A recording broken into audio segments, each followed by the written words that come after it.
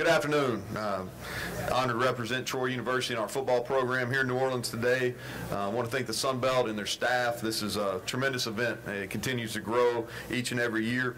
I believe the Sun Belt is indeed ready to rise above, like Carl talked about this morning, and prepared to take that next step as a league. Great time to be a Troy Trojan. We're 21-5 over the last 2 years, eighth most wins in college football, Dollar General Bowl champs in 16, New Orleans Bowl champs right here in 2017. Our fan support is at an all-time high, back-to-back years, setting our single season attendance record. Brought a huge crowd down here to New Orleans for the bowl game. And our North End Zone facility, $25 million plus facility, we're prepared to move in within the next couple of weeks. Our staff and players are extremely excited about this fall. New year, new challenge. And first practice is on August 3rd. September 1st, home opener, big-time opportunity for us. Boise State coming to our place. And I like our football team. We've got 12 seniors, so we're a young team in age, but a bunch of players on both sides of the ball that have a lot of experience. On special teams, we return all of our specialists. On offense, 4 out of our 5 offensive linemen return, and then our two top returning receivers. And then on defense, a lot of depth, several all-league selections on that side of the ball. And so with that, I'll open it up to questions. Hi, Coach. You guys opened with Boise State. It's in many ways it's a square off. But two G5 teams have been pegged as the potential breakout teams this season. How big of a benchmark is that first game going to be for how the season's going to go? Well, I think it's a big game for us at Troy. I really believe it's a big game for the Sun Belt Conference. We opened it up there last year and really just didn't play very well. Our defense showed up and I thought did a really good job of, at times, controlling that game. But on offense and special teams, we did not play very well at all. A punt return and 2 big kickoff returns. And then on offense, just really struggled, especially on third down. So to get them back and have another opportunity, they're going to have a quality football team that won 10-plus games last year, Mountain West Conference champions. I really expect our fans to turn out. It's going to be a 5 o'clock game, and so I think it's going to be a great day for college football. Coach, last year, obviously, a very successful year for this program. What have you told your program and your players about possibly repeating or maybe even finishing better this season, this coming season? You know, it's funny, and you go around. I've been watching a lot of these media days, and we don't ever use the word repeat. I talk about a new year, new challenge. This is a new football team. I think one of the exciting things about being a coach is you never know what the ebbs and flows are going to be. You know what adversities you're going to hit, who's going to step up. That's one of the people always ask me, what are you fired up about camp for? I'm fired up about to see who's gotten better over the last 3 months. I'm fired up to see who's going to make that big jump, because somebody in our program is going to make a tremendous jump over the next 2 weeks.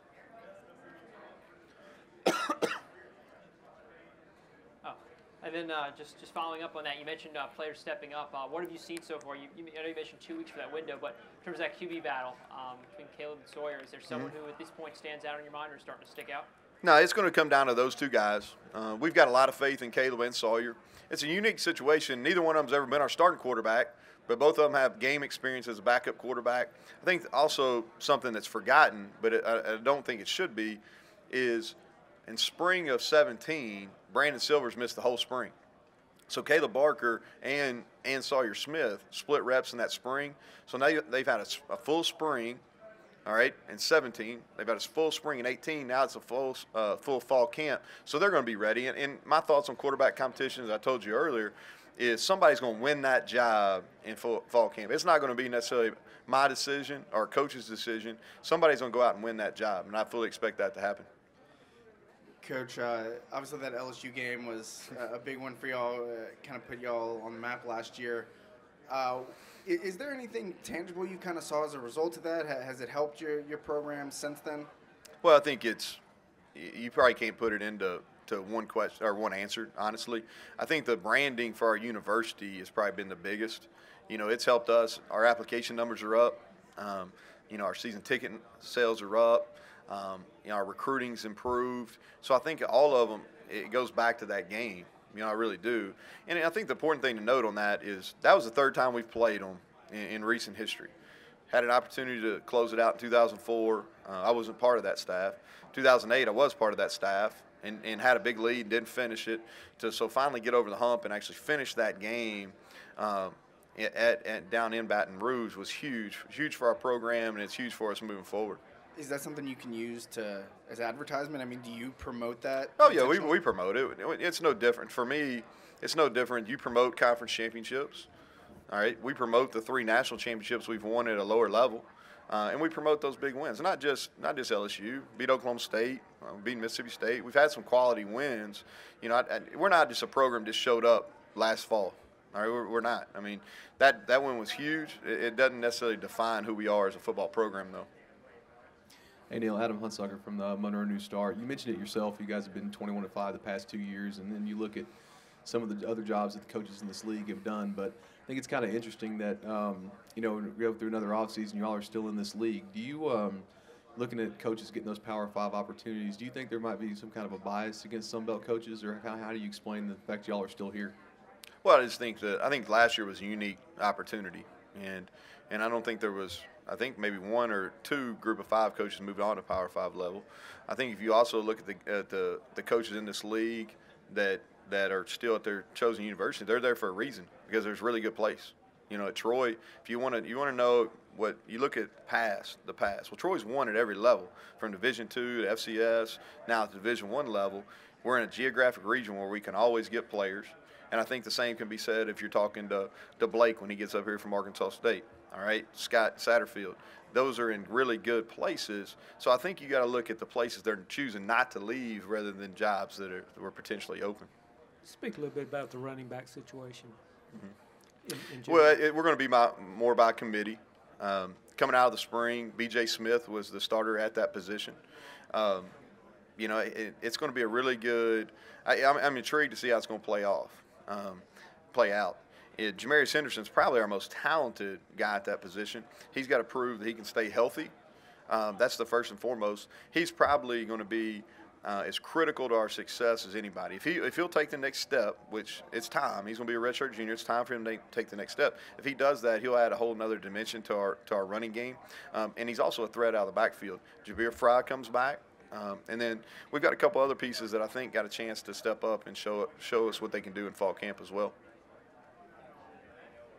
You can take it around.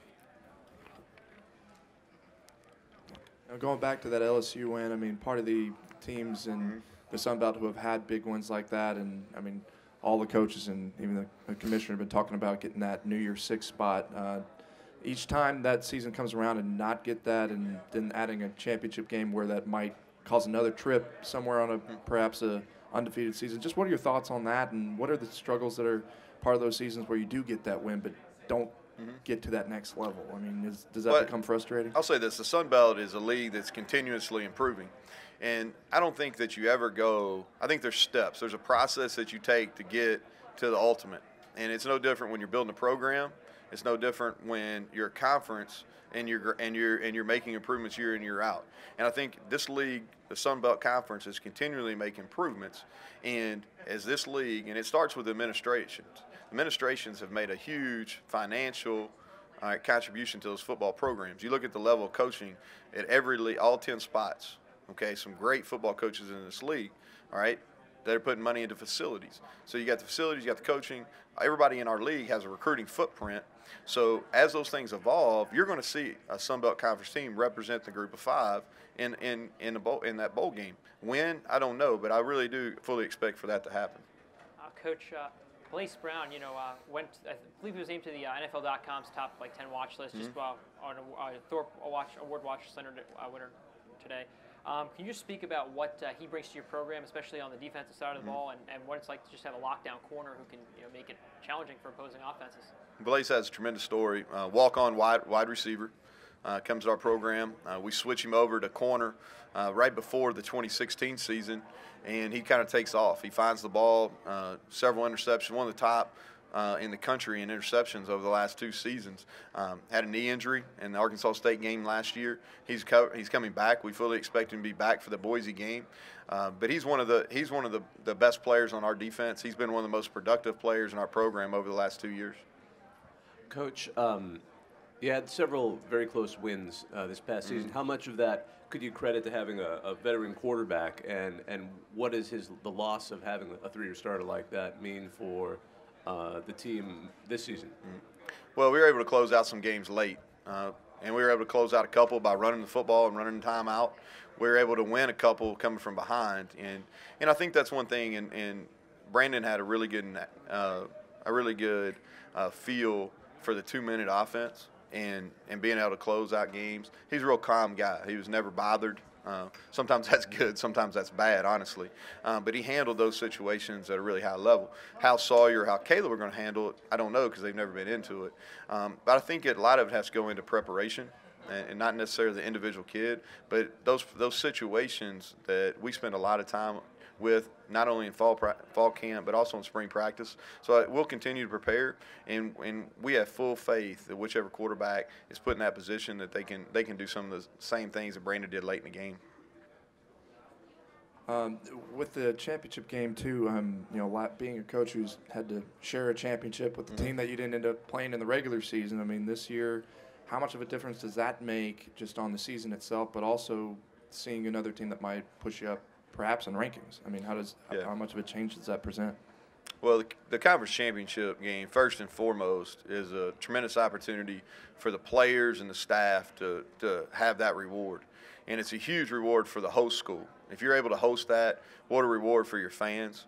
I think what it does is, as a Sun Belt Conference, now we're put in that spotlight on Championship Saturday, where all our peer conferences are playing. What it does is it elevates the league even further. So I think it's all positives. Will it have an impact on being the Group of 5 representative? I don't know. It's so hard to tell. I've gotten asked a lot today about our game with App, and I've said this. I just hope it means something by the time we get there. I hope we can do our part where the game actually means something, but it's so far away. But our goal, we've changed our goals. Our goal is to win the division and play in that conference championship game. Coach, you have 10 or 11 guys on the preseason all-conference team. What's just kind of your outlook on the talent level that you guys bring back next year? We got a lot of players, especially on the defensive side of the ball, that played a lot. We had those, but we weren't picked to win our side too. I think that's important. I think it goes back to missing having to replace some key cogs on the offensive side. We played a ton of people on defense, especially over the last 2 years. So even though some of those guys weren't technically starters, they played the same amount of snaps as our starters. So I'm looking forward. There'll be some guys that aren't necessarily talked about on the preseason awards list that'll come up and be really significant contributors for us, and guys that have potential to be all league. Coach, over here, I was over interviewing the players, so if this question was asked, I apologize. But Hunter, a walk-on, and now you bring him here his senior year. What does that say about the player that he is, and then does that kind of send a message to your freshmen that it doesn't matter if you're a scholarship or a walk-on, everyone's going to get their shot to be a star here at Troy?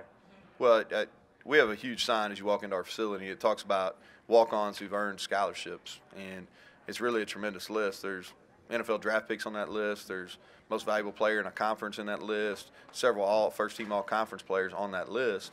And his story is totally unique than all those others. You're talking about a guy that came as a safety, okay, as a true freshman, came as a safety. That was Coach Blakeney's last fall, so the fall of 14. We kind of he had to go and move to what we call our bandit position, which is kind of a hybrid defensive end outside linebacker position. That spring, okay, that spring of 15 is still his true freshman year. And he had a knack about it. And Tony Garcia, who was our starting left tackle at the time, they went head-to-head. And here Hunter Reese weighed 195 pounds. Tony Garcia is 285, 290, ends up being a third-round draft pick. And he just had a knack about making plays, and he does a really good job in some twist games.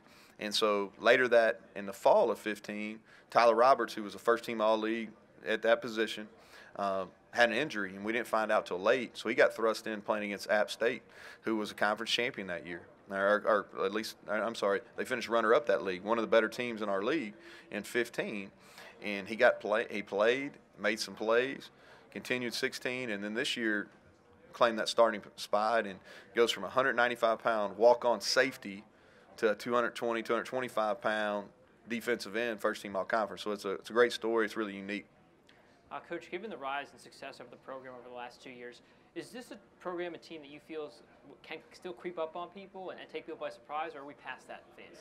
Well, I think the expectations have risen, and I think that I think every coach that comes up here at the podium would embrace high expectations, because what it means is everything is based off last year.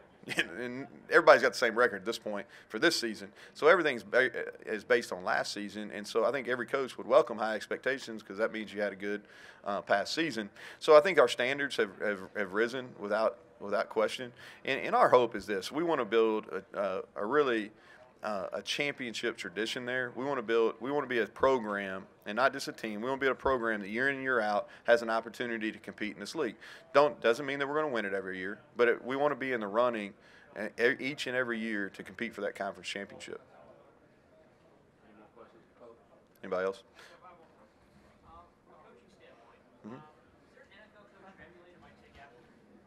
NFL coaches.